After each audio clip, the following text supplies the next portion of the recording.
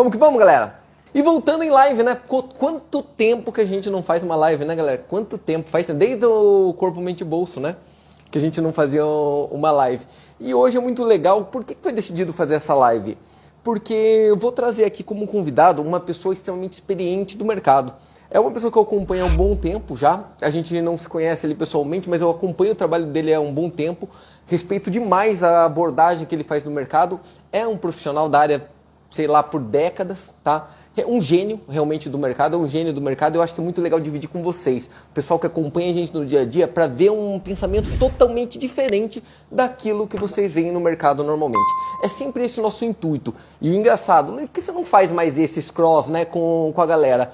Porque eu faço realmente com aquelas pessoas que eu acredito mesmo. A pessoa que é do mercado há tempo, realmente, que realmente operou, colocou dele na reta, é skin the game, tem um conhecimento gigantesco e esse é um dos que mais tem no mercado com certeza absoluta. Legal? Espero que vocês recebam bem, que vocês curtam o caminho e é um jeito de estudar muito, muito, muito legal, tá? Ô Vika, pode adicionar lá o professor? Por uma questão até de deferência, vou chamá-lo de professor, ele vai falar para não chamar, com certeza, mas é o jeito que é conhecido. Tudo bem, Gá? Como vai? Seja muito bem-vindo ao nosso grupo aqui, é um prazer imenso tê-lo com a gente, cara. Obrigado. Né? E, bom, o que eu tenho a dizer? Bom, deixa eu me apresentar, né? Meu nome é Su Chongyue. Eu adotei esse mestre dos derivativos como o alcunha, né, o nome, porque é assim que eles me chamam no leste europeu, né? Parece uma Moldávia, Romênia. Eu conheci, né, o pessoal do Banco Central de lá, na época lá da Perestroika. Eu trabalhei numa equipe que ajudou a formatar alguns modelos matemáticos para esses países. Então, eu sou conhecido lá como o mestre dos derivativos, mas eu importo esse nome de lá. Eu não fiz matemática inicialmente, como todo mundo pensa, fiz biologia. Eu sou da área de biologia, eu era especializado primeiro numa especialização de ecossistemas e depois eu na área de bioquímica em estudo de degradação de remédio. E calculava de quanto você tem que tomar a dose de reforço, se é de 4 em 4 horas, de 6 em 6 horas. Quando você toma o remédio, o rim vai degradando ele, aí vai baixando o quê? A concentração. Quando abaixa a concentração até um nível muito baixo, o que acontece? Ele não consegue ultrapassar a membrana plasmática, né, do órgão, lá da célula onde precisa chegar. Você precisa tomar dose de reforço para aumentar a concentração no sangue. Então, o famoso meia-vida. Meia-vida, é mais ou menos por aí. Legal. É bacana esse ponto, Su, porque a gente tem isso em comum, né? Porque eu sou formado em odontologia, você vem da biologia, e é uma coisa Sim. muito louca, sem querer comparar, obviamente, currículos, que, gente, o Su, ele realmente é um gênio. Se você olhar no currículo dele, ele é formado pelo IME, ele é formado pela USP, tem algumas graduações, então ele é um gênio mesmo. Quando coloca mestre dos derivativos, não é só uma alcunha, é realmente porque ele é realmente uma das pessoas que mais conhece sobre o assunto. Derivativos no Brasil, com certeza absoluta, ele é uma das pessoas, dos maiores entendedores, sem dúvida nenhuma, tá? Sem dúvida nenhuma. E é muito legal dividir esse tempo com ele aqui, porque eu acho que vocês podem aprender demais uma coisa que eu não domino, né? Eu domino o derivativo muito da parte simples, né? De opções, muitas vezes fazer uma trava ou outra, mas não é a minha área geral. Primeira questão que eu tenho uma curiosidade até para saber, o que te trouxe para o mercado, Su? Por que você veio para o mercado financeiro? É uma longa história, mas o que aconteceu foi o seguinte, eu trabalhava numa empresa multinacional, né? Eu era estagiário e trabalhei bem pouco tempo como estagiário, me colocaram para cientista júnior e eu tinha bastante responsabilidades, inclusive essa de calcular a meia-vida do remédio. E aí o que aconteceu? Houve um momento lá, quando eu tinha 19 anos, que um dos chefes lá da área de pesquisa de vacinas estava se aposentando. E ele justamente estudava, né, aquela parte das vacinas adesivas, né, em que as vacinas não passariam mais a ser injetadas, né, mas usando aqueles PETs, né, o PET é um band-aid lá que ia atravessar e estava fazendo pesquisa. Na época era bastante difícil, porque essa questão da alergia que a pele sofre, né, não estava muito bem explicada, né. E ainda também os corticoides na época não eram muito bons. Então, mas o cara, bom, enfim, o cara estava abandonando isso daí e não tinha ninguém para substituir. E o meu chefe, né, o meu chefe imediato falou, olha, vai lá e substitui lá esse cara aí. Vai, toca lá a equipe. Poxa, eu tinha 19 anos. Eu tinha feito, sabe, estava no 6º semestre lá de de faculdade, eu não me senti em condições de tocar isso, né? E aí eu fiquei sofrendo bullying lá entre os colegas de trabalho e foi uma coisa que eu não suportei muito bem, não me dei muito bem com aquilo. Aí eu fiquei meio chateado, fui morar uns tempos no Uruguai. E aí quando eu voltei do Uruguai, tentei trabalhar na área de bioquímica de novo e não deu muito certo. Eu tinha um problema de transtorno, eu tenho hematofobia, eu olho o sangue, né, no tubo de ensaio, eu passo mal. Assim, não, se o cara se machucar, eu vou lá, faço curativo, tudo bem. Mas no tubo de ensaio eu passo mal, sabe? E aí eu não consegui trabalhar muito tempo lá. E aí um dia, você estava precisando de um especialista em tempo. Eu sou do tempo, mas é tempo bioquímico, né? E aí ele me deu uns problemas lá para resolver com equações diferenciais. Resolvi facilmente, porque eu dominava bem equações diferenciais, né? Principalmente dessa área de ecossistema, tudo equação diferencial. Aí o cara pegou, não, vem trabalhar comigo, e fui trabalhar lá como consultor. E aí de lá, veja bem, a época é 1988. Né? O Black and Scholes não tinha ganho lá o prêmio Nobel, não se usava tanto o Black and Scholes, você fazia um ensaio binomial. Eu tinha encontrado um jeito de ensaiar rapidamente, né? Encontrar rapidamente o valor justo de uma opção, né? Claro, com um intervalo de confiança, e aí o que aconteceu? Acabei indo para essa área de finanças por causa disso, por causa da minha facilidade com equações diferenciais. Com matemática. Isso é uma coisa louca, né? Porque o Black and Scholes, que para quem está vendo agora, galera, é aquele cálculo matemático que você tenta precificar o valor real das opções. Só que com um detalhe, até um determinado momento, historicamente, né, Su? Ele era considerado não ciência, né? Ele é considerado simplesmente um cálculo. Com o tempo ganhou o prêmio Nobel realmente e virou quase como na pedra, né? Acabou virando ciência em si. Então você pegou essa transição, né? Sim, mas ele não é ciência. Até hoje, por exemplo, a estatística não é uma ciência exata, por exemplo. Por quê? Eu não entendo ela como ciência exata porque ela é uma ciência empírica. Pegou lá os valores lá, né? Eu acho que é uma coisa empírica. É tanto que você não arrisca estatística, né? A chance do seu carro ser roubado ao longo do ano é 1,5%, mas você paga lá 5% de seguro, não é? Você não vai jogar com a estatística. A estatística só funciona quando você tem o quê? Uma quantidade muito grande de ensaios. Quando é um só, não dá, né? Você não... Sua chance de você ter um determinado tipo de câncer sei lá, 0,03%. Não é por isso, você vai ficar sem um plano de saúde, né? Perfeito. Então, essa é uma pergunta muito importante que eu acho que vai valer demais para eles. Em que ponto você coloca a diferença entre a probabilidade e da estatística quando a gente está falando com relação a gerir um ativo? Você entende? Gerir qualquer ativo. Qual a diferença para você entre a probabilidade e a estatística? Eu noto muita confusão das pessoas com isso. Olhar gráfico, por exemplo, olhar gráfico e imaginar que um gráfico mexe com a probabilidade de um fato ocorrer. Você entende o que eu quero dizer? Como você leva esse tipo de relação? Olha, é que geralmente eu não sou muito dessa área, assim, embora eu seja analista gráfico, né? Eu não atuo intensivamente como analista gráfico. E como somente com derivativos, né, a gente tenta fechar, né, o risco dentro de uma situação limitada. O que tem muita confusão é o seguinte: confunde probabilidade com estatística, e estatística com uma média real. Tá? A estatística não é uma média real, é uma média que a gente pegou uma coisa do passado, tiramos uma média, calculando um desvio, então funcionou no passado com aquela condição lá. Né? Como um histórico, né? Um histórico sério. Então, historicamente, quando chega perto do vencimento, aquelas opções meio fora do dinheiro perdem valor muito rápido. Não, mas isso daí, para mim, isso não é ciência. Isso é uma coisa empírica, né? Aí, quando fala de probabilidade, principalmente tem uma confusão muito grande na análise gráfica.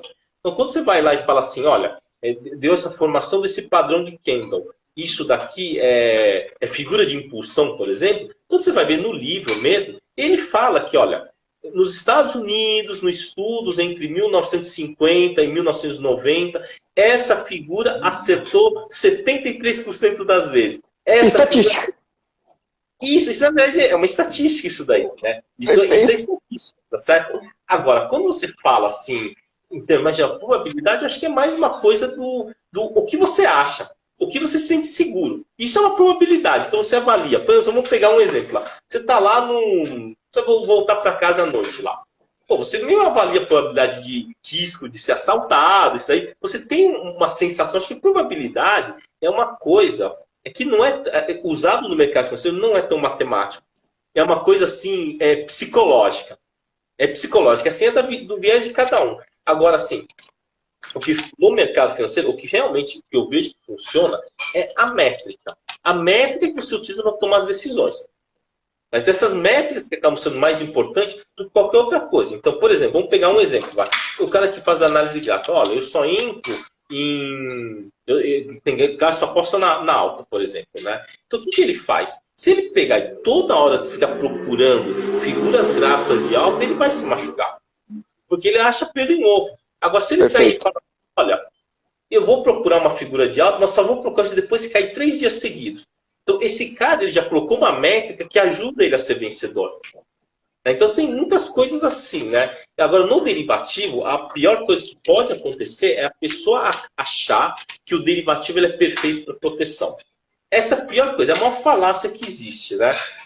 Quando qualquer coisa que você faça com um derivativo que parece ser perfeita, aquilo vai te quebrar. É certeza.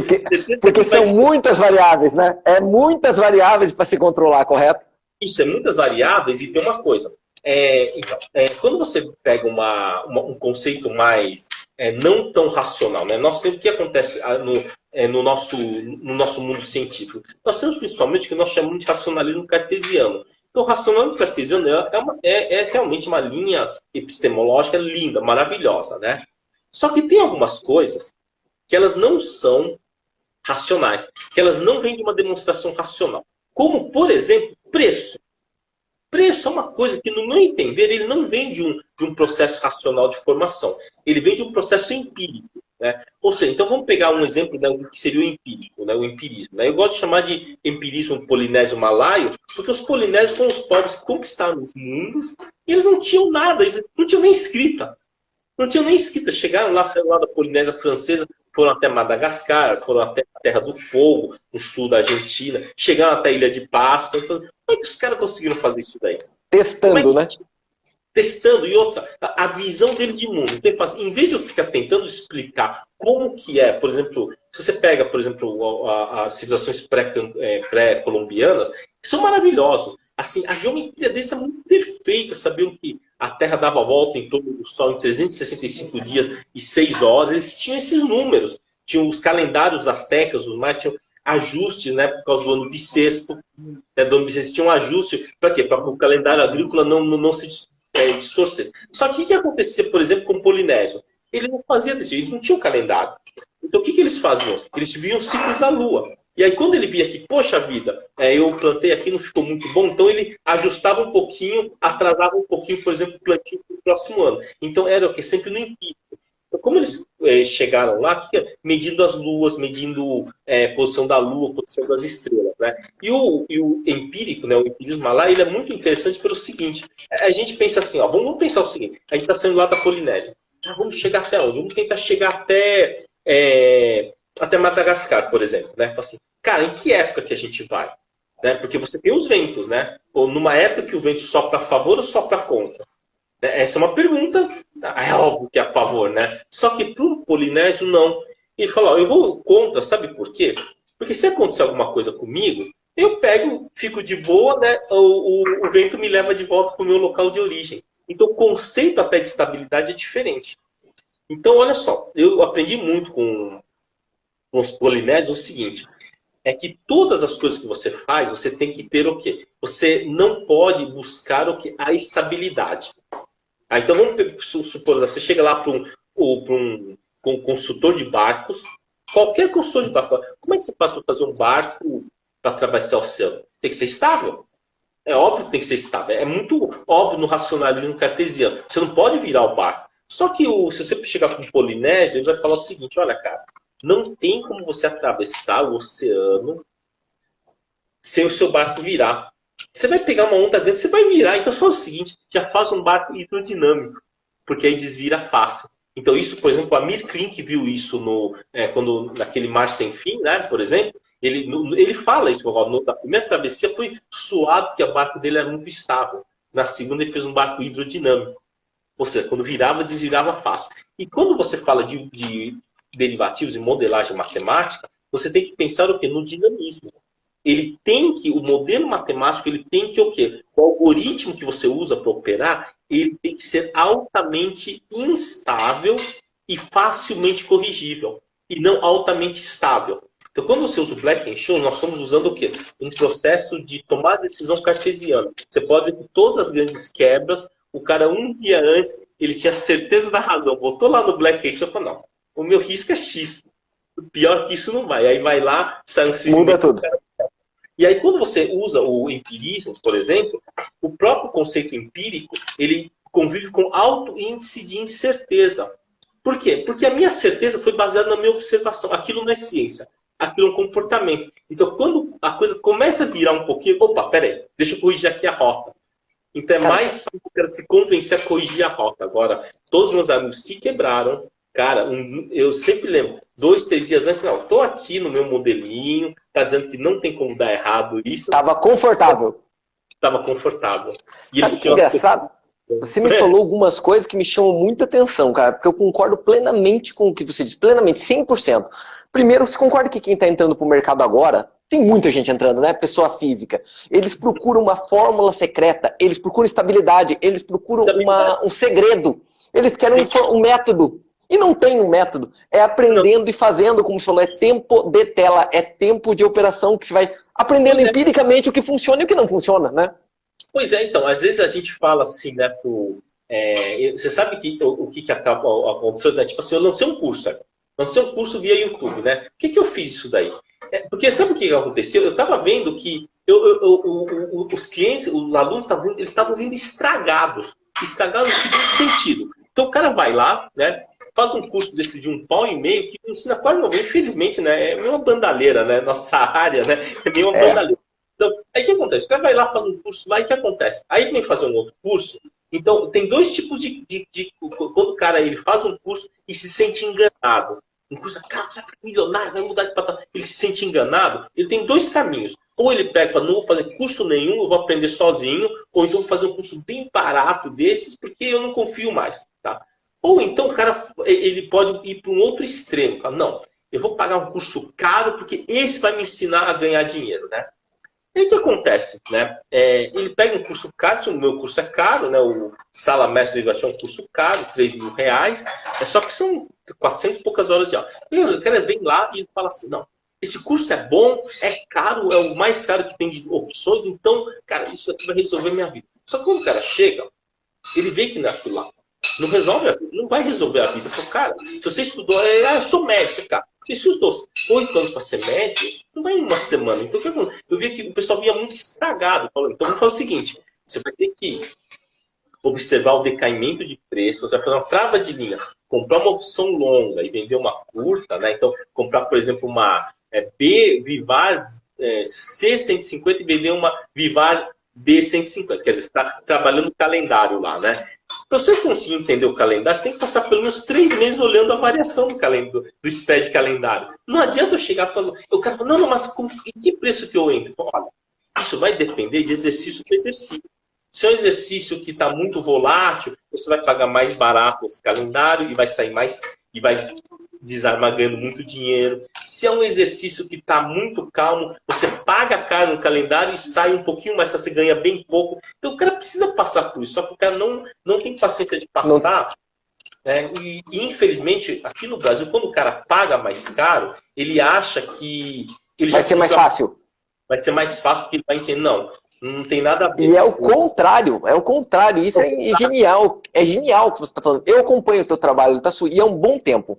E eu vou te falar a verdade. Eu mesmo sendo do mercado, ali é ouro. Até o conteúdo que você passa gratuito é uma mina de ouro. Só que tem um detalhe. Desculpa a grosseria que eu vou usar de palavra aqui, mas não é um conteúdo... Desculpa, gente, todos que estão aqui. Não é um conteúdo para vagabundo.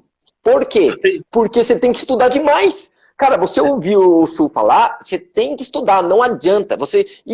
Derivativo, a própria base dela, a base do derivativo, gente, você fala de Black-Scholes, você começa a falar de gregas, é uma loucura, assim, você tem que falar de matemática, você tem que falar de vencimento, o teta muda tudo, e você começa a ficar maluco. E as pessoas não querem conhecimento, né, Sul? Eles querem resultado rápido, eles querem call. Eles querem call. o que as pessoas querem é facilidade. Inclusive, aqui tem tem um negócio, né? O pessoal fica falando. Você já percebeu que esse pessoal que dá aula de derivativos, eles adoram usar aqueles nomes lá, vega, teta, gama e não sei o quê, porque eu sou especialista. Eu falo, olha, aí eu falei assim, eu sempre digo, cara, o cara que fala um negócio desse, ele tá falando uma bobagem. Esse cara... Não, e o pior é quando a gente fala isso, né? Porque eu estudei com... assim, eu tive sorte quando eu trabalhei no Uruguai um tempinho, eu tive instrutores russos me treinando lá, né, sobre essa questão de derivativos. Claro que não tinha o Black and Scholes ainda, mas depois eu fiz, né, estudei, né, os derivativos, principalmente o Black and Scholes, sobre a ótica, tá, da escola russa de derivativos, né? E aí, cara, assim, é um outro nível, é um outro nível. Então, todos esses caras que estão aí falando, infelizmente, eles sabem muito pouco de derivativos. Sabe muito pouco mesmo, né? Até esses dias eu fiz uma live aí, né, para tipo desconstruir todo esse negócio. Olha, derivativo é o seguinte: ou você pega, aprende a fazer conta de mais e menos, trava os pontos para não fazer besteira, tá? Não tentar ganhar. Tem uma distorção de vol que não existe distorção de vol. A vol quando está distorcida é porque merece estar distorcida. Assim como uma empresa que está muito barata merece estar barata. Se ela está muito barata, ela pode na verdade estar caro, porque pode cair mais. E uma empresa que é boa, uma empresa que é cara, talvez porque ele merece estar caro. Entende? Então, o que acontece? Os caras falam um monte, né? Eu até fiz assim, olha, aí é engraçado que às vezes a gente faz umas lives e vem aquele pessoal falando, não, porque eu fiz tal curso, eu sei porque, como é que tá o Vega aí das opções da Bova ON? Sabe assim, o cara falando essas coisas, assim, o cara não sabe nem o que tá falando, porque às vezes ele pegou uma palavra que ele assistiu numa live, ou então... E juntou. Tem esses grupos aí, tem esses grupinhos aí principalmente, né? Que, assim, infelizmente aqui no Brasil, você não tem... A maioria não são professores. Eles criam sectários. Eles parecem uma seita. Então, o cara que segue lá um influencer e tal, os caras nem raciocinam mais. Eu fiz uma live dizendo, tá bom, então já que vocês querem falar de Black and Show, não fala de Black and Shows de verdade, né? Então, no Black and Shows de verdade, são 2, 6, 11, 12, 13. Na verdade, são 15 variáveis, que eu chamo são as gregas e as russas, né? Então, é isso daqui, ó. São todos esses daqui, né? Então, tem o delta, vega, teta, o vana. Vana é tipo o delta em função da volatilidade. Aí eu peguei e fui lá e mostrei isso daqui e falei assim, cara, então, na verdade, o Black and Shows de verdade é isso daqui. Aí eu falei assim, pô, mas eu nunca ouvi falar. Claro, você nunca foi operador de mesa, cara. Eu falei assim, cara, teve até gente que dá aula disso que eu tinha se perde.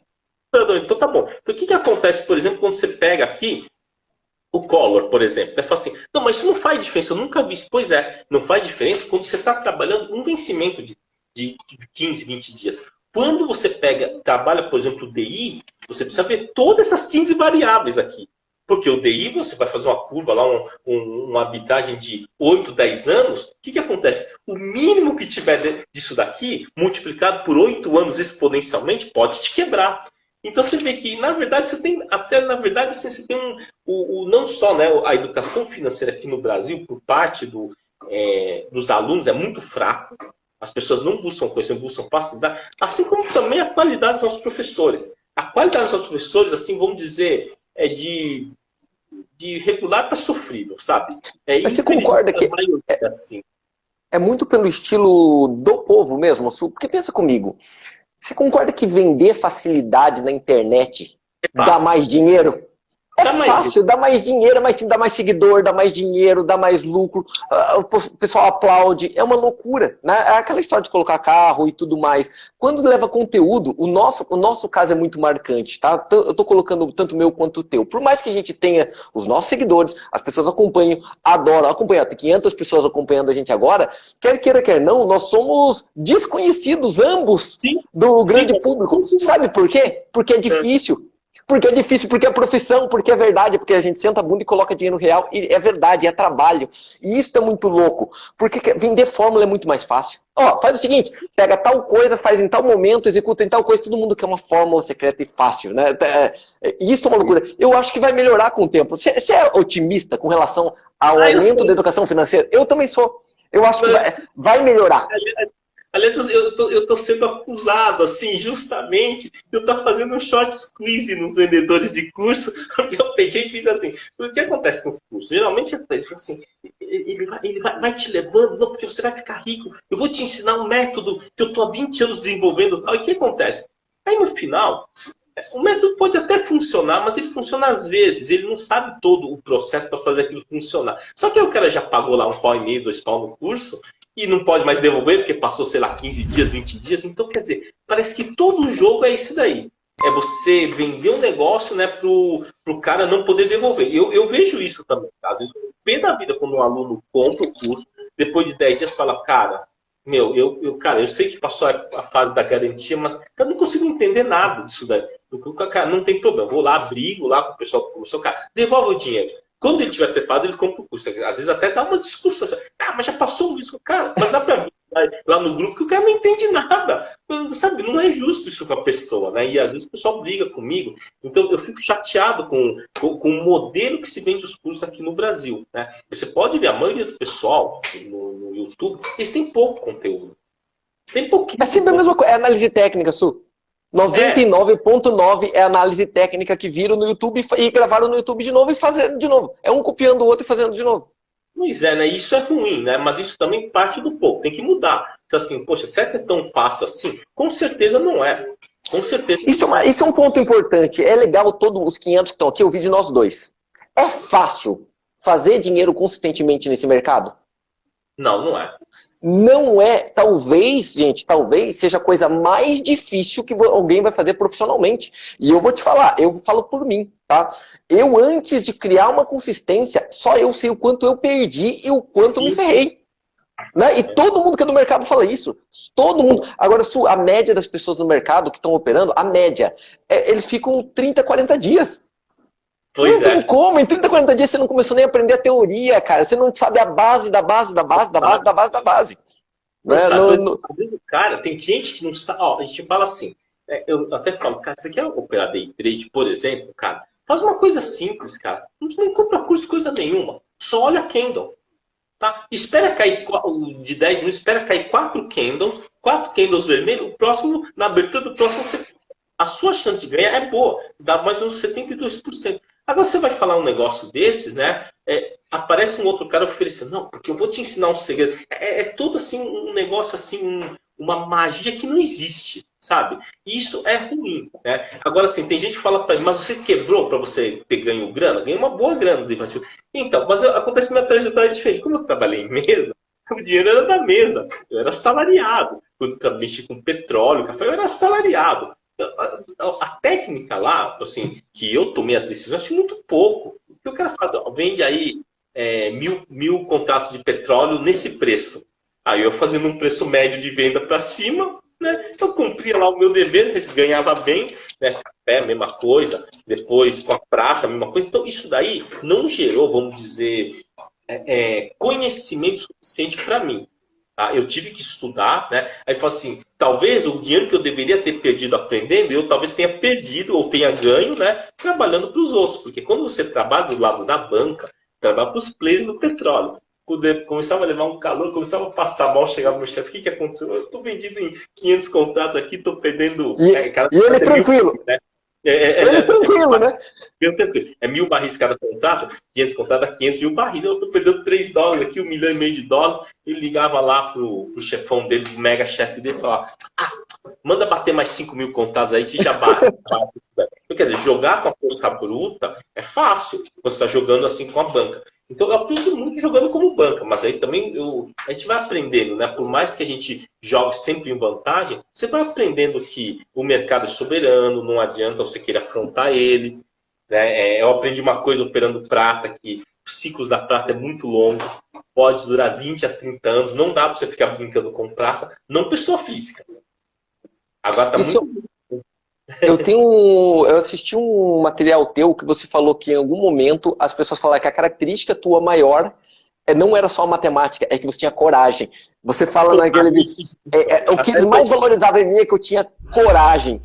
Como pode as pessoas virem para o mercado financeiro, operar no mercado, não importa se eles chamam de trade, de qualquer outra coisa que eles chamem, as pessoas achando que eles vão ter ganho fixo, eles não entendem que isso é renda variável, e tendo medo de entrar e querendo alguma coisa garantida. Como pode alguém acreditar que numa renda variável vai ter alguma coisa garantida que não seja uma pirâmide ou um golpe?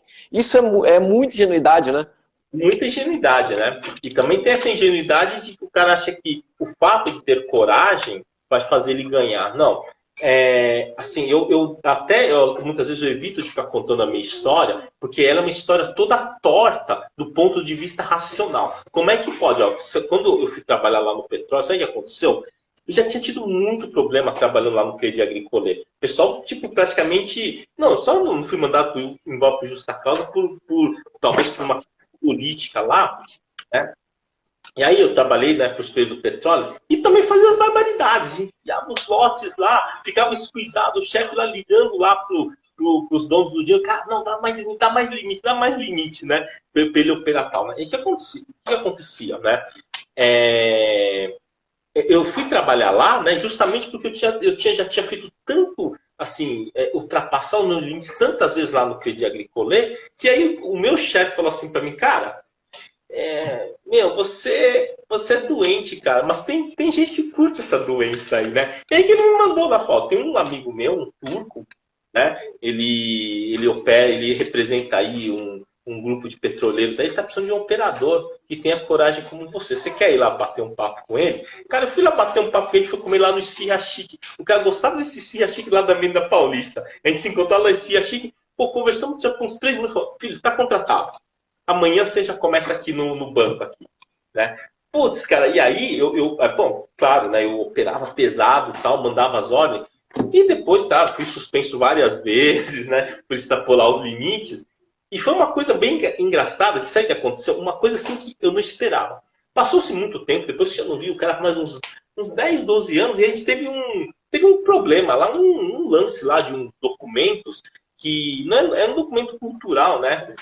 Que estava nas mãos dele, só que pertencia, era um documento himalaia, era um documento matemático que eu tinha traduzido, estava na mão dele e tinha que devolver para a Malásia.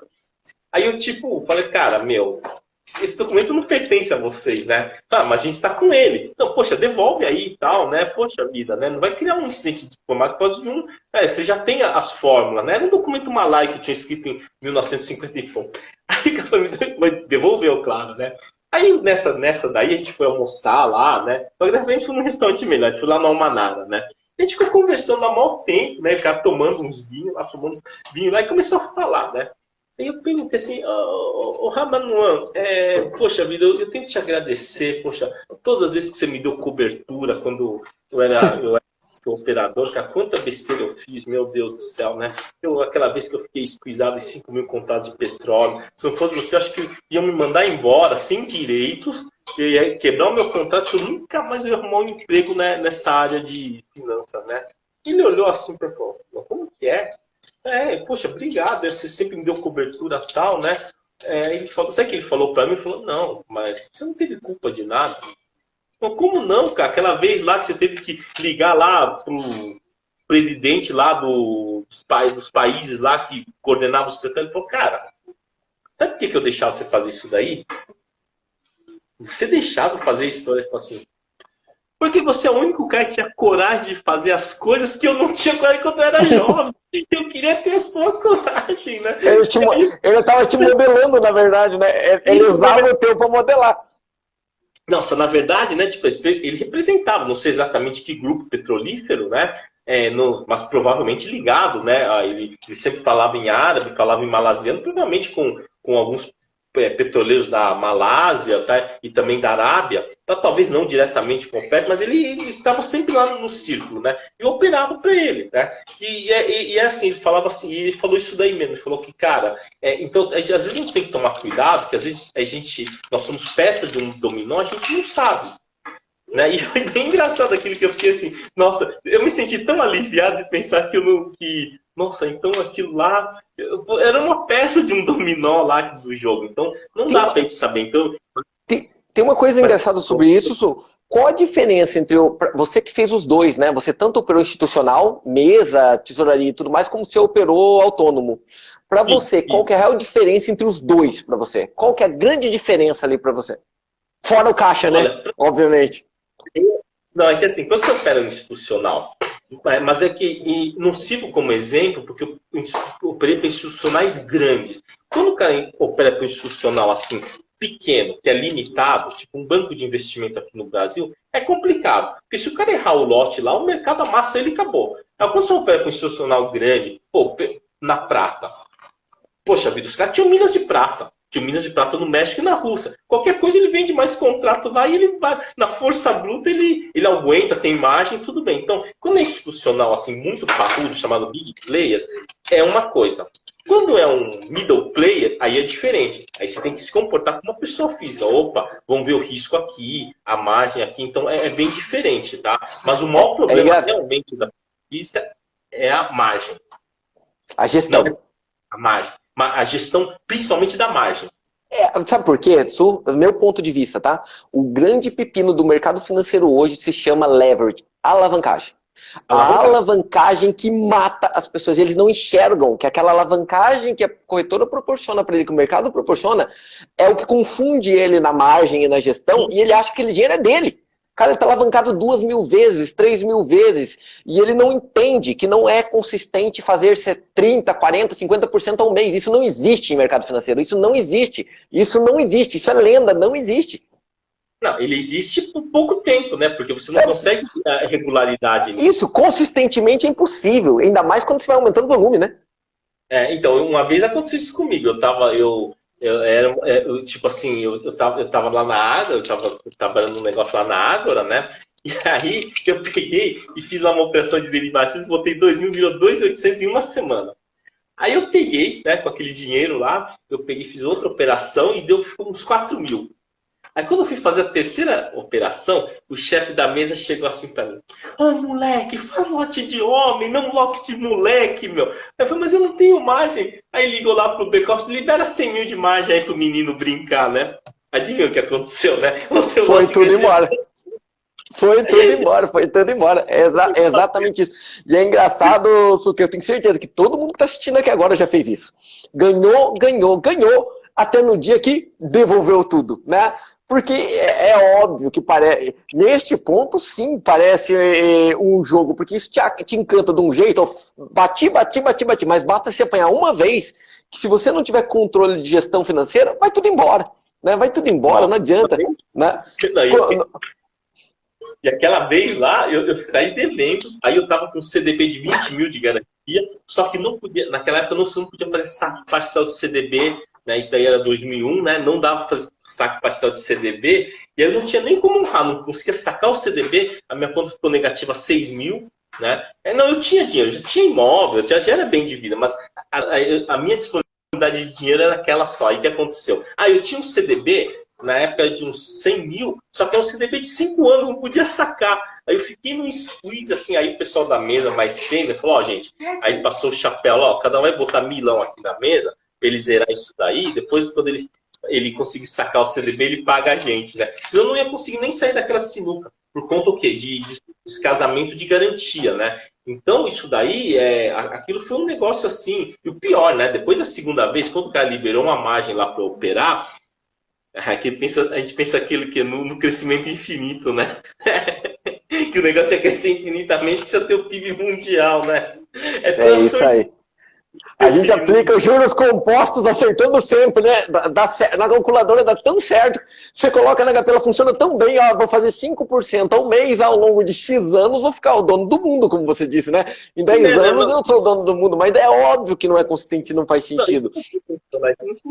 Mas o ser humano, ele é assim, né? E aí começa a vir aqueles delírios epifânicos, né? De tipo, vou ter uma ilha, vou ter helicóptero, vou ter um harém, sei lá, né? Começa a ter uns delírios epifânicos. E olha, muita gente, né, acontece isso, né? Inclusive, hoje, um dos maiores problemas que o pessoal tem principalmente quem opera com trade, é um negócio chamado PSA, né? Que é a síndrome do pensamento acelerado, né? Ele começa a ter essa síndrome do pensamento acelerado, vai dormir pensando naquilo, tipo, o filho dele tá do lado, ele nem olha pro filho, sabe? Então, é ansiedade o tempo assim, todo, né? Bastante grave isso daí, né?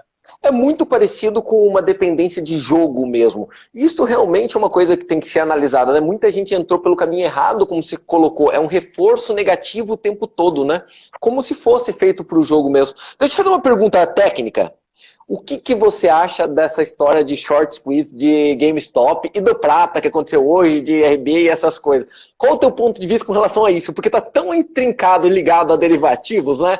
Que eu gostaria de saber teu ponto de vista de retail trader, pessoa de varejo, autônomos tentando dominar o mercado. O que você acha que vai acontecer com esse troço, cara? Eu acho legal isso daí. Eu acho que dá um bom equilíbrio de forças aí. Mas você acha que mantém? Você acha que aguenta? Você acha que os autônomos aguentam a porrada a hora que vier a mão pesada mesmo, da correção? Então, eu acho que esse negócio aí de short squeeze aí, no fundo a gente pensa que esses tubarões aí mereciam isso, né? E eles ficam lá batendo. Eu duvido que grandes instituições não se juntem para fazer manobras no papel. Eu acho muito difícil. E hoje você, pro WhatsApp, né? No WhatsApp você consegue fazer isso. Mas assim, é uma coisa. Acho que sempre houve, né, Su? Próprio quando era pregão ao vivo, lá no chão mesmo, no floor de operações mesmo, no pitch de operações, tinha, né? Tinha muito esse tipo de squeeze, né? Olhando olho no olho, fazendo esse tipo de... Era um jogo, né? Era um poker, né? Era um poker. Foi, né? Eu acho que quando a gente fala de uma compra coordenada, você tem que pensar, por exemplo, você pega lá nos Estados Unidos, os sindicatos lá, agora perderam força, mas antigamente os sindicatos tinham muita força, eles mesmo compravam as próprias ações da companhia, em que tinham uma grande quantidade de funcionários deles, né? Então acho que isso daí sempre existiu. Talvez não de uma forma tão coordenada quanto agora, né? Agora o troço foi profissional, né? Agora emendaram bem, né? Mas eu acho que isso daí, ele é É que aqui a gente olha isso como manipulação. Você pega, por exemplo, assim, tem alguns países que não entendem isso como manipulação, entendem isso como livre mercado. Tem alguns países, por exemplo, que, vamos pegar um exemplo, né, que quando você manda uma maleta de dólares lá para um time jogar melhor, não sei se esforça, vocês ganham um prêmio, que é o chamado suborno branco, tem país que é considerado crime. Tem país que não é, ele entende isso como uma coisa normal. Isso também vem de uma questão cultural, né? Acho que o Brasil também tem uma questão cultural aí de dar uma romantização, assim, muito romantização da pobreza, né? Eu acho isso ruim. Acho que, cara, se a riqueza tá lá, é para o pessoal disputar mesmo, né? Uma outra curiosidade que eu tenho, você operou muitos mercados. Como que você avalia a operação, tá? Como operador de dia a dia mesmo ali, estou falando autônomo, entre operar mercado nacional ou mercado internacional. Mercado mais, vamos dizer, verde, como o Brasil, B3, ou operar mercado internacional geral, como mercado de commodities, Bolsa de Chicago ou até Nielsen. Qual a correlação que você faz sobre isso? Olha, eu acho que o mercado americano, principalmente, ele é um mercado bem mais maduro, tem mais instrumentos, né? Eu, particularmente, eu não gosto muito do mercado americano por uma questão que é assim, a sua volatilidade. A volatilidade dos ativos, lá, geralmente, ela é baixa. Então, quando você tem uma volatilidade mais baixa, você tem menor imperfeição nas opções. Mas isso é porque eu opero opções. Agora, quando você pensa em termos de ativo, assim, não tenha dúvida que é mais confortável estar comprando uma Nasdaq do que no Ibovespa. Isso eu não tenho dúvida. Perfeito. Mas para derivativos, é assim, o pessoal zoa, né, que derivativo bom é quando ativo é ruim, né? Porque aumenta a volatilidade, obviamente. Você tem a volatilidade. Você pega, por exemplo, os ativos que você estão machucados, estão amassando, você chega a ter uma venda coberta numa operação de financiamento de 10%, 12% no mês, né? O que é uma coisa muito fabulosa, né? Sabe que essa é a minha paixão? Em derivativos, a minha paixão, sem dúvida nenhuma, é venda coberta. Remuneração de carteira em si, né? Você diria para as pessoas comuns, não para os operadores profissionais, tá? Não quem quer virar um trader profissional de derivativos. Conhecer derivativos ajudaria que tipo de pessoa, em que tipo de abordagem, para aqueles que estão começando agora mesmo? Para quem tem algum investimento, quem começou na corretora, que tipo de informações que ele deveria saber de derivativos para conseguir melhorar, não só o conhecimento dele, a cognição dele sobre o mercado, como o resultado financeiro mesmo? Eu acho que, basicamente, se ele entender o que é uma venda coberta, por exemplo, né, ou um dividendo sintético, por exemplo, o ativo está lá R$20 e ele aceita entregar no 27, 28, lá para cima, se valorizar 30, 40%, ele aceita entregar, ele pode vender uma opção lá de cima, talvez ele ganhe pouco, mais aí 3, 5% ao ano, mas é um dinheirinho que entra. Então, acho que entender a opção como algo não para alavancar, mas para complementar, por exemplo, um dividendo. A remuneração. Aí faz sentido. A remuneração aí faz sentido. Muitas vezes você consegue compensar a inflação com esse tipo de estratégias, concorda? Sim, sim, a maioria das vezes sim. Então, mas o problema realmente dos derivativos é que, como ele oscila muito, gera um fascínio muito grande de alavancagem, né? E aí, quando o cara pega e ganha, por exemplo, entra numa operação lá, né? Que nem tem os professores que apregou comprar opção baratinha de centavos e uma hora vai virar R$1, R$2. O problema é quando o cara acerta uma dessas, primeiro que ele ficou muito tempo comprando, perdendo dinheiro. E quando ele acerta, dá uma síndrome de invencibilidade na pessoa e ele começa a ficar muito irresponsável com o seu patrimônio, sabe? Né? Então, esses delírios, as pessoas... Eu passei por isso. Quando eu estava tinha um tempo que eu trabalhava lá na Alpes, eu estava ganhando super bem, tanto de salário como de operações que eu tinha bolava. E aí você começa a ter, assim, uns pensamentos, assim, até esdrúxulos, do tipo... tem umas coisas, são umas comparações, assim... absurdas, do tipo, o que eu ganho é muito mais do que tal pessoa em 10 anos de trabalho, né? Você começa a fazer esse tipo de comparação e você vai se tornando uma pessoa ruim. Não é fácil lidar com o dinheiro. Puta, que legal isso que você está falando, cara. Que inteligente isso que você está falando, cara. Eu concordo 100% com o que você está falando. Que do caralho isso que você está falando, cara. Porque todo mundo fala de mercado financeiro para comprar porra de Porsche, de Ferrari. E você está falando tudo que eu acredito. É exatamente isso. Se perde. Sabe qual é o pior, Su? Essa autoconfiança que dá ali, que essa soberba, tá intimamente ligado à quebra, você concorda? À dor de cabeça. Porque você vai ficando menos alerta. Você vai ficando menos alerta até o dia que vai, né? O nível de ansiedade, você tem um nível de ansiedade em relação ao risco. Quando você se acostuma com o risco, o seu nível de ansiedade cai em relação ao risco. A vigilância cai. A vigilância cai. Porque esse lance de eu dizer que eu fiquei ruim, cara, foi um lance assim, foi esdrúxulo, cara. Cheguei um dia lá, né, num supermercado lá na Renato Paz de Barros, lá no Itaim, era 7h30 da manhã, né? E aquele era o único mercado que abria às 7 da manhã, porque os outros eram 8 e pouco, já tinha que estar na corretora. Fui lá de manhã, isso aí em 2006. Fui lá, dei uma nota de R$100 para tirar uma compra de R$8. Pô, R$100 há 14 anos atrás era dinheiro pra caramba, não tinha troco.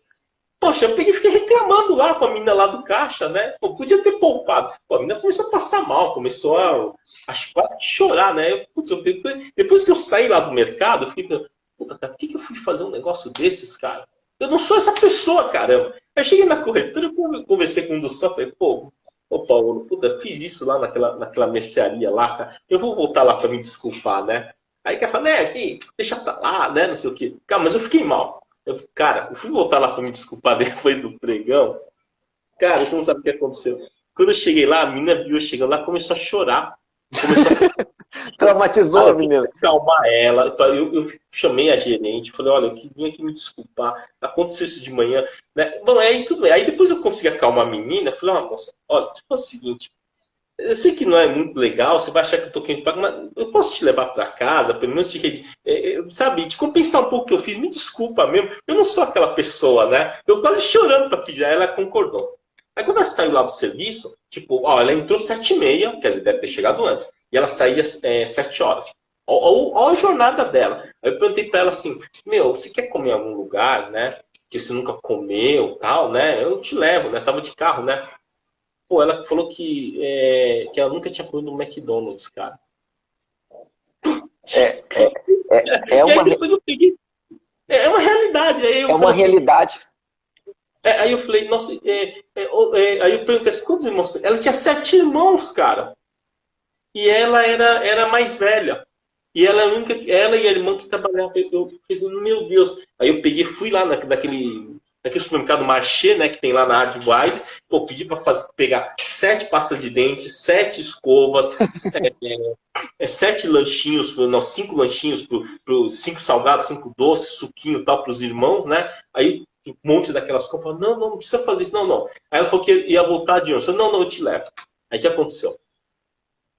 Ela falou, não, mas eu moro meio longe. Eu falei, não, por mais longe que você more, não pode ser, você faz isso todo dia. Aí, você é de São Paulo? Não me conheço bem. Não me conheço bem São Paulo. Eu vivo por aí. Tá. Aí tinha que pegar a avenida, cara.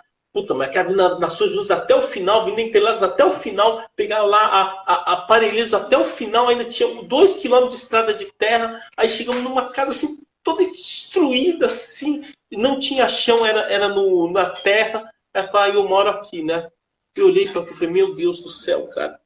Aí eu levei as coisas lá, né, para os irmãos dela, e só ela e a irmã trabalhava, o pai vivia bêbado, e tinha mais 5 irmãos lá que ela tinha 19, a irmã tinha 17, e tinha mais 5 menininhos lá, um de 5 anos, outro de 7, assim, e as duas lutando para manter aquela casa. Eu olhei para aquilo e falei, meu Deus do céu, o que eu estou fazendo, né? No que eu estou me transformando numa pessoa tão ruim, agredir uma pessoa assim? Nossa, mãe. Mas você não acha isso aqui tá muito ligado ao ambiente que se vivia? Eu costumo falar que é Faria Lima ilude. Aquele conceito institucional, aquela ostentação da Faria Lima, que perturba a pessoa. Às vezes não é porque você vira um arrogante, às vezes é porque o meio que você está se desliga do mundo. É um mundo diferente, né? Quem opera realmente dinheiro grande é um mundo diferente. É aquilo que você falou. Tem um dia que você faz um ganho que você pensa nisso. Cara, isso daqui é o... Um dia sei lá quantos anos da pessoa. Exatamente quantos anos uma pessoa. Não, isso é terrível. Eu estava me tornando uma pessoa muito ruim. E aí o que aconteceu foi o seguinte, que em 2008 eu estava super alavancado, mas aí eu consegui lá sair da alavancagem, ganhar uma puta grana. E aí a minha noiva chegou para mim e falou, olha, você vai parar de operar porque você está se tornando uma pessoa cada vez pior. O dinheiro faz mal para você.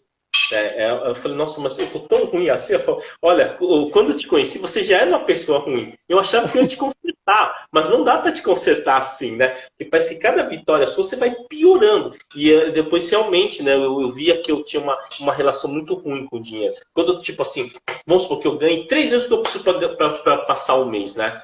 Eu fico uma pessoa ótima, cara, não preciso ficar fazendo conta, mas quando eu ganho 5, 10 vezes o que eu preciso para passar o mês, eu não sei, cara, eu me transformo, eu vou ficando uma pessoa ruim. Aí eu peguei e falei, cara, eu não vou mais trabalhar em banco, não vou mais ficar operando pesado, vou deixar em fundo imobiliário, eu vou dar aula, vou dar consultoria para algumas empresas que estão precisando, cara, porque eu estava me tornando uma pessoa ruim. Eu acho que esse negócio da velocidade com que o dinheiro troca de mãos, isso gera umas coisas ruins na nossa mente. É uma competição, né, Su? Você já fica com instinto competitivo por ali. Vida meio selfish mesmo. É difícil, né? É difícil lidar com este ponto. Uma curiosidade que eu tenho é o do teu... Porque hoje você se expõe bastante no YouTube, se expõe bastante no Instagram, né? Foi fácil pra você se acostumar com isso, cara? Se acostumar com hater? Se acostumar com hater? Se acostumar com maluquice? Como que você leva isso, cara? É uma curiosidade mesmo, porque eu fico me colocando nesse lugar, sabe? Eu tinha muita dificuldade com hater. Às vezes eu até perdi o controle numa live quando alguém fazia um comentário, né? E quem me ajudou bastante a lidar com isso foi a Bia Aguilar, né? A Bia Aguilar é super legal comigo. Ela sempre fala assim, não, cara, pega e deleta esses caras aí, não se preocupa com isso, né? E eu também tinha um problema, assim, eu sempre tive um problema, assim, de... não sei se é de autoafirmação, né? Mas eu sempre me sentia assim, muito inferiorizado, né? Eu sofri muito bullying quando era criança. E sabe por que eu sofria bullying? Porque eu era campeão de xadrez e estava repetindo em produtos notáveis. Eu sofria bullying. A pessoa fala, não adianta nada. O cara sabe xadrez, cálculo mental, competição de soroban e não consegue passar em produtos notáveis. Eu sofria muito bullying por causa disso. Então acho que também gerou um transtorno de personalidade em mim, né? Aí depois as coisas vão se resolvendo, mas realmente a questão do hater é um pouco complicado, mas eu comecei a perceber que esses haters não eram haters de verdade. Eram, na verdade, pessoas que eram contratadas para fazer isso. Gente assim que, de outras pessoas que são influencers, contratam haters para fazer isso, para derrubar os outros. Como eu peguei essa informação, quer saber? Eu vou pegar e deletar todo mundo. Pô. Pega, bloqueia, não tenha dó de bloquear. Aí, como não tem dó de bloquear, é uma coisa incrível. Eu fiz isso durante um mês e pouco, acabou. Acabou, não tem mais. É uma coisa assim. Quando você tenta ser legal, não. De repente o cara não está entendendo o meu ponto de vista. Eu vou mostrar que eu sou uma pessoa. Não, você não precisa ser um. Você não precisa agradar todo mundo. Você tem que agradar só a sua audiência. Concordo com você. Você dá o teu melhor, né? Dá o teu melhor. Pra gente ir por caminho final, eu gostaria de você. Sensação, né? Não é obviamente um call. Qual a tua visão para bolsa? Tá? Bolsa. para o ano de 2021? Porque o troço tá insano, né? O troço É de insano, 2020 é insano. É a parada que eu nunca vi. Você falou do ano de 2008, Sul. Em 2008 eu tava termado em Vale do Rio Doce até o pescoço. Sabe aquele cara que tá termado até o pescoço? Quando veio o subprime, eu não sabia para que lado que eu corria. Por dia, a gente fala de ganhar num dia o dinheiro de uma vida, eu perdi o dinheiro de uma vida por dia, cara. Até minha esposa fala, você vai parar, você vai desligar isso agora. Eu conto essa história direto. Ela chegou pra mim, isso, você vai desligar e sair desta operação agora. Eu falei, não se meta porque você não sabe o que está falando. Você não sabe nada disso. Ela falou, pelo jeito você também não, porque você está perdendo tudo que a gente tem. E ela tava certa, né? Eu saí do negócio. E derreteu. Mas em 2008 eu estava bem, cara. Eu estava posicionado certo, né? Comprado em volatilidade. Aí a vol, quando o sol vinha subindo, eu só ia ganhando, né? Eu ia zerando, montando as suas operações. Mas eu ganhei muita grana em 2008. Foi em 2008 que eu peguei e parei, né? Aposentei. Mas assim, para esse ano, eu acredito na Bolsa que em algum momento vai chegar lá no 130, 132 mil pontos. Eu acredito ainda que seja positivo esse ano. Eu acredito que seja positivo esse ano. Aqui, vamos dizer, até para o final do ano, acho que vai ser positivo. Não tanto porque as empresas vão crescer, mas é porque como você está tendo uma perda do poder de compra, automaticamente os ativos começam a subir de preço. Não por causa de valorização. E tem uma alta liquidez no mercado, né? Tem muito dinheiro no mercado, né? Como poucas vezes a gente viu, né? Muita gente entrando, né? Mas é isso aí. O mercado aí tem todo dia, cara. Meu, deixa eu te falar. Vamos marcar uma outra live pra gente falar um pouquinho sobre outros assuntos, operação mesmo. Acho que a gente até pode fazer uma live aí pega umas 3 operações que são mais simples, assim, de poder explicar, e a gente pega e faz uma live legal aí pro seu pessoal aí. Na verdade, eu vou depois entrar em contato com você para a gente preparar uma aula mesmo para a área de membros nossos. Eu vou te contratar para a gente fazer uma aula fechada para eles mesmo. Então vamos para a pergunta aqui, ver se tem alguma aqui, galera. Eu faço com prazer, cara. Não precisa. Para mim vai ser uma honra enorme, uma honra enorme. Su, brigadão, prazer enorme te receber aqui. Cara, foi muito, muito legal. A galera curtindo até agora, tá? Entre lá em Mestre do Derivativo no YouTube, que ele tem muito conteúdo legal, muito conteúdo. Eu assino embaixo em todo o conteúdo que ele faz ali. É muito raro, eu acho que é a primeira vez que vocês ouvem. A segunda vez que você ouviu falar de alguém tão bem assim, de assinar embaixo. Então, é realmente um conteúdo maravilhoso, muito, muito, muito legal mesmo. Então, acompanhe ele lá e nós vamos marcar uma próxima. Valeu? Obrigado, Su. Foi um prazer enorme. Valeu, galera. Obrigado pela companhia. Até mais. Fui, pessoal. Até mais.